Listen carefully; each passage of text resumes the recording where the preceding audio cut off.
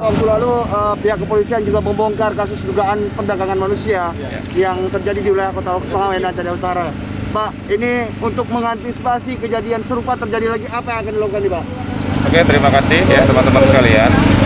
Yang terpenting adalah koordinasi dan komunikasi, ya, komunikasi dari UNHCR atau IOM, ya, dengan aparat keamanan yang ada di Loksmawe, ya, khususnya Polres Loksmawe, Kodim 0103 Aceh Utara.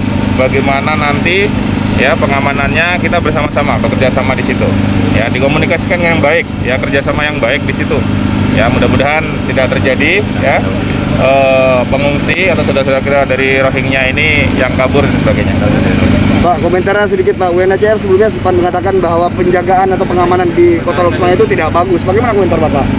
Oh tidak ya, saya sangat bagus, ya, sangat bagus. Karena memang manusia kan memiliki sifat dasar untuk bebas, ya, dia nggak mau diatur dan sebagainya. Ya, mungkin dia kabur, mungkin ada dimanfaatkan jaringan tertentu, ya, trafficking in person, ya, itu bisa saja itu terjadi. Tapi insya Allah nanti kalau kita sudah komunikasi, koordinasi, kita persiapkan pengamanannya, insya Allah pengamanan akan lebih bagus. Thank you, Pak.